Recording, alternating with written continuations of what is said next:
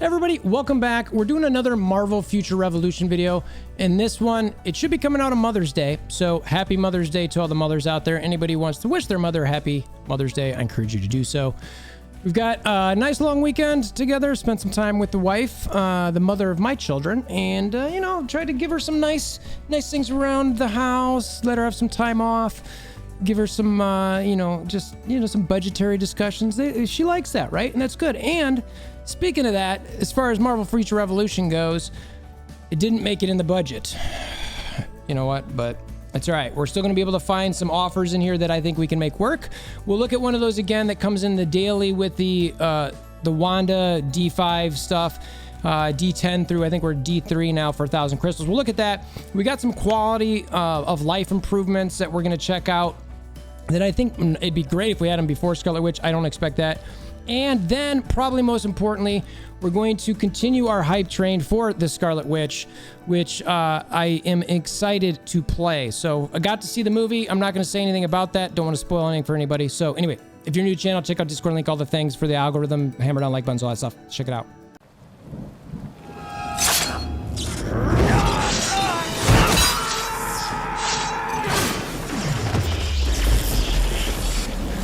Bring me WolverThor! Okay, first up, we're going to look at some quality of life improvements. This is from a guy who I respect and who comes up with some good things I play with on the often. Ravager Britcher, great pantalones on this guy, and he ravages through them. All right, so anyway, he's got a few simple suggestions he put on the forums. It looks like you got a decent little 5 points here. I wanted to bring these up because he's had some good points, and I wanted to look through them and see what I thought and share with you guys. Let me know what you guys think of these, any of these at the top of your list, etc. First one he's got on here is eliminate the splash screen for damage done to the prime target in Dark Zone. This screen pops up and totally blocks the player's screen. We lose the ability to move our character, activate skills, and use dodge when this occurs. Dark Zone is a PvP zone, so a sudden pop-up like this can mean a sudden defeat in a fight you can normally survive.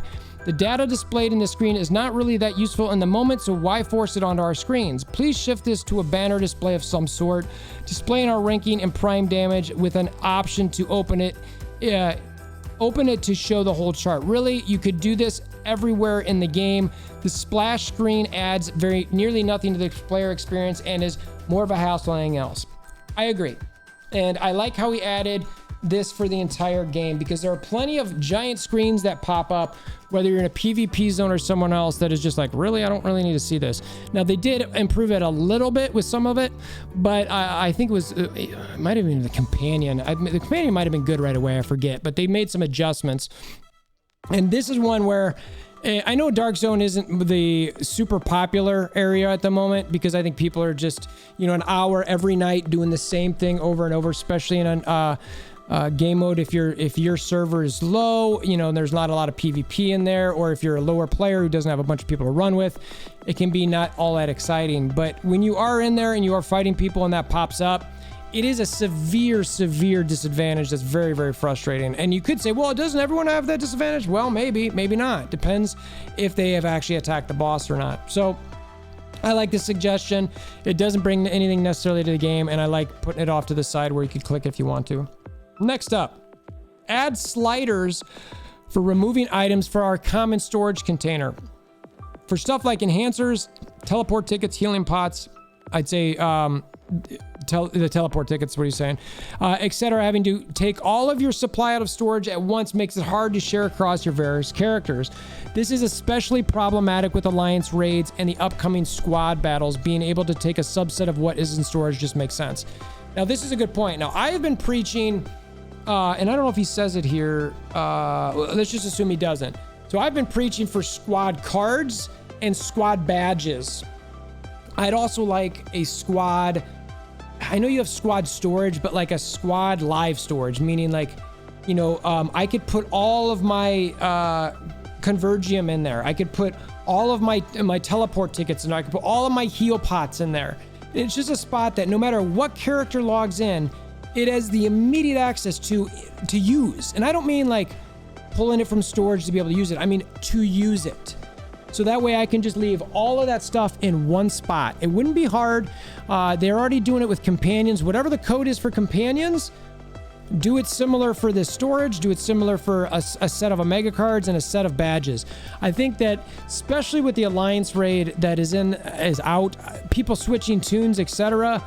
It's just, you know, a lot of people like to just jump around to different tunes, switch their card sets, switch their badges, and it takes way too much time. People are already getting burnt out of it. I think that something like that would be a big help. And the sliders for stuff like enhancers, just, you know, have it on the tune, and then when you're on them, you can use them if you want. Now, that might be somewhat contradictory to what Rav's looking for, but I don't know. I think something along those lines would be very helpful. For squad battles, create a shared equipment set at some way to store badges instead of systems. So he does talk about this. For a number of players, they have common set of badges and cards that they can share between alternate characters to make, yeah, so exactly the same thing. The ability to save a full set of badges, there's a block to storage. Yep, agreed. I already talked about this a little bit. I think this would be huge for the game. Especially with all the different squad aspects, even though in my one video that I recently did, where we talk about not needing, you know, a huge squad, it's not going to be a big benefit to you. The rewards that you get currently aren't that big of a deal, but if they do become a big deal, one, I'm going to be a little bit worried. Two, it'll be good. It's even better to have this stuff to switch around. Create specification presets. Similar to similar gear sets, cards or companions, some characters require changing their spec tree when going back and forth from PvE to PvP. A separate screen with just the equipped specializations would be very helpful. Link it up to the all preset listing would be even more helpful. Now, I agree with this. I understand that we have some gold costs here, so there might be something in the coding with that. But as a Black Widow who frequently, I have a different preset for depending on the PvP mode I use, and then I have another one for my PvE. So that's 3 in just that. Now, I could switch different ones on different game modes a little bit more, maybe Alliance Raid or something, but I really would love to have that. I've disliked it for a long time because I've always had to switch my specialization depending on what I'm doing, and they gave us some compensation for that. Personally, I don't think it was enough, but still, it was something, and I like that it's only gold now to change around. Put a ready check. Oh my gosh. Yeah, so Alliance Raids. So much needs to be done with the Alliance Raids, frankly. Ready check is definitely one of the big ones. The icon to view who's in the party is right next to the start button to start the raid. Raids get started by mistake while trying to get people into the queue with the right setup.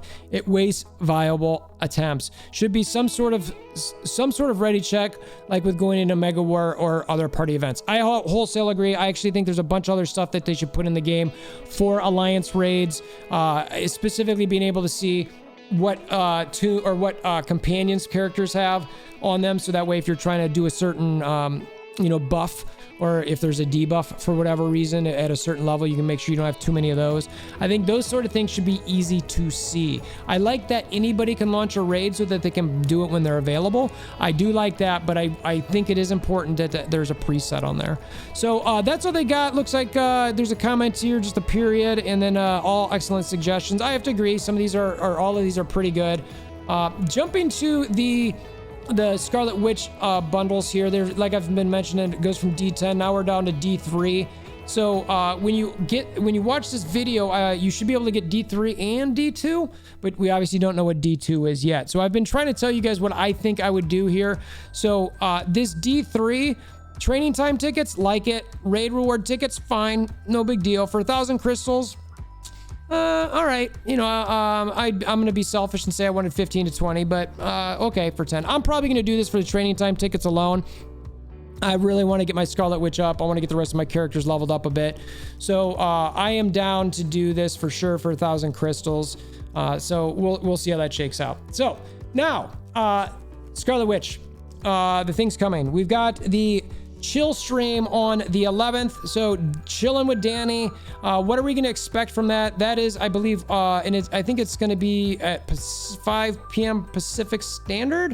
If you see Danny on Discord, it says 5:11 chill, so that tells me that there's going to be something out for that. I'm expecting a lot of Scarlet Witch type information now, and actually, now I think about it, she's playable on the 11th. So I don't know. I'll have to check exactly when the day is, but his Discord is showing 5:11 here, and if I remember right, let's see. I think he said the 11th somewhere as well, but Yeah, I mean, I know his Discord says 5/11 chill, which typically means chilling with Danny. I'm reading that as on 5/11 we're gonna do a chill, and guessing the live stream's gonna come out. It should be around 5 p.m. Pacific Standard Time. So keep an eye out for that. I'm still excited to get Scarlet Witch played in there. What I'm fully expecting, again, is they've already talked PvP, but I think they'll go over a little bit more of her kit. They're going to talk about and showcase her a little bit. They're going to definitely be generating a lot of hype for her. I am expecting her. I mean, let's just start with like each thing we have in here. So like, I'm expecting her potential as we go through here. I think they're all going to be probably decent. You know, Widow's got pretty solid ones. You know, all those are good. All those are good. All those are good. You know, for me, defense and HP as a Widow, it's not bad. Same thing here. I think Scarlet Witch are going to be close, if not better, to Widow's potential, if I had to guess. And then her specializations, I'd love to be able to see these if they go through them. I'm hoping they do. It's going to be interesting to see how it's set up. Sometimes if you look at some characters, they're much easier to kind of go through than others. I'm going to want to try to find those top 4 right away and get them ranked up as best I can. I wish that I've been saving a little bit more of these Convergium, but I use some because of the Alliance raids. But what are you going to do? And then I'm looking forward to the invasion too, and hopefully that might help her total damage and max damage rate, even though I think about that with Widow a little bit more. So yeah, I'm looking forward to them showcasing her. I fully expect her to have great potential. I think she's gonna have pretty solid specializations. The kit, I think, well, they said PvP based. I think that it's going to be a situation where a lot of her skills are. You're gonna get a lot of silences. You're gonna get that stealth. You're gonna get things that you're gonna stam her, or she's gonna try to stam lock her opponents. We've been talking a lot on Discord where we think that status, effect, accuracy, and the resistance might become a new meta. So look out for that in game. That's probably going to be part of the thumbnail I throw together for this, because I think it's that important. Shout out to JS, who's been preaching that probably the most. So I want to make sure to give credit there, because he's definitely the one talking about it quite a bit. So anyway, that's all I got for this one. I wanted to share this with you guys. I wanted to show you guys that quality of life improvement. Keep building that Scarlet Witch hype, because I do think she's going to be a fun character to play. But again, when are we going to transmute? How high do you have to get her built? I don't know. There's a chance if she's super awesome that I might switch my Widow main over to a Scarlet Witch main. I don't know. This movie just got me hyped. I don't know. Tell me in the comments below. Hammer down like buttons, click notification bells, subscribe, all that sort of thing. And until next time, I hope you have a wonderful day.